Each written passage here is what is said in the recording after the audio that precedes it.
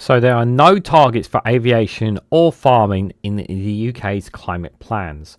Going to read into this piece from the BBC, you guys. Let's go.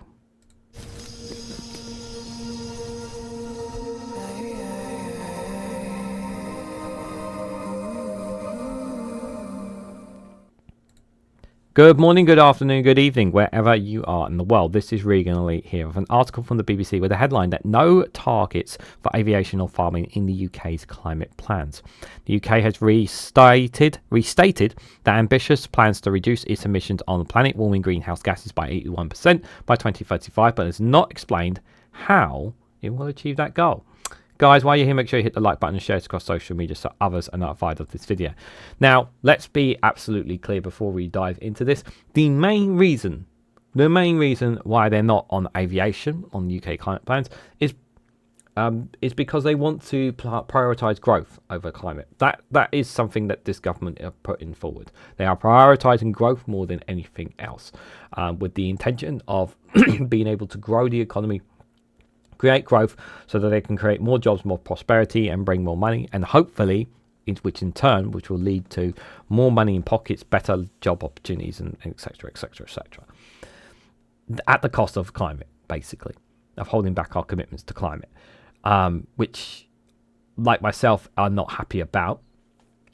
But I also understand the need for growth as well. It is a political reason for doing this.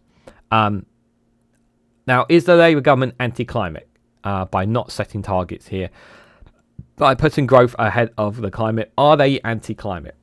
I think that's a good question. Are they against the need for us pushing more towards green energy? I don't think they are, and I don't personally think they are, but it does lead me to question whether or not they are going to push enough towards green energy. Now, the Conservatives did push us in that right direction. In the last 14 years, but nowhere near enough.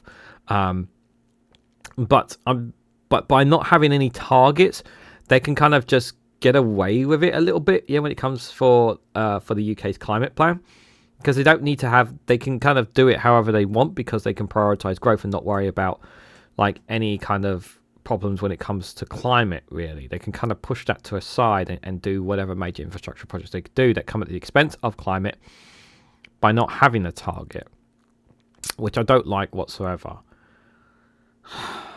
It is a frustrating one, to say the least, especially for green campaigners out there.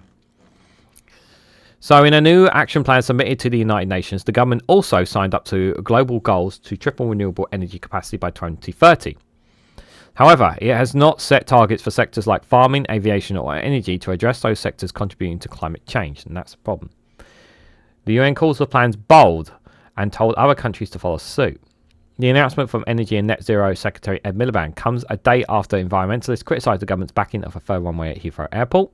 The Prime Minister Keir Starmer originally announced the emissions plan in November. All nations which signed the United Nations landmark Paris Climate Agreement in 2015 are obliged to submit climate action plans, which are called Nationality Determines Contributions, NDCs, in the UN jargon, every 5 years.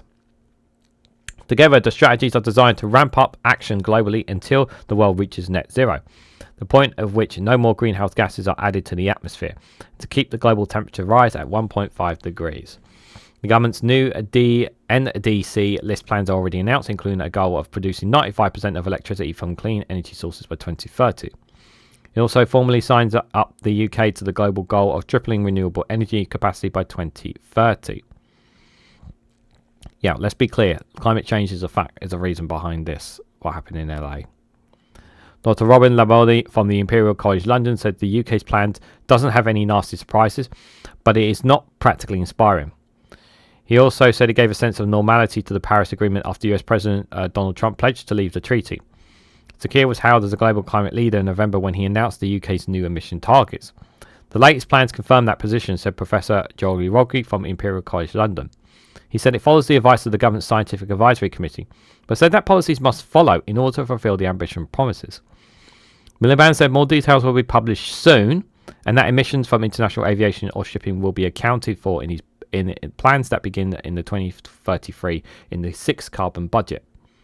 Budget advises the government on the amount of greenhouse gas emissions that can be reduced between 2033 and 2037 if the UK is to fulfil its climate targets.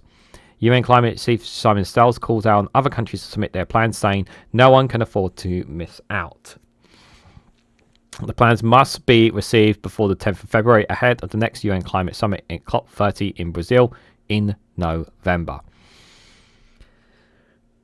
The UK is doing its bit. Can they do more? Absolutely. We are very aware of that. My concern is that Labour will not go as far as I want them to on this. I certainly think they will do better than what the Conservatives have done in the last 14 years. I obviously don't like the third one-way expansion. Obviously, I'm very much against it because I've said my position on it. I do think Labour do care about the climate. I really think they do. I think there's enough internal pressure on the government to make sure they meet their obligations. And when you've got someone like Ed Miliband in there who is very much for the climate, that does help that situation. It is a good sign. It's better. I know some people are thinking he's a traitor and whatnot for allowing the third one way to go ahead and whatnot. He will push tooth and nail to make sure as less emissions are going to be as possible if it all gets the green light and whatnot. I don't see him as somebody who is betraying the climate plan. I know some people will say that. I generally think he cares about the climate and wants to do as much as he possibly can.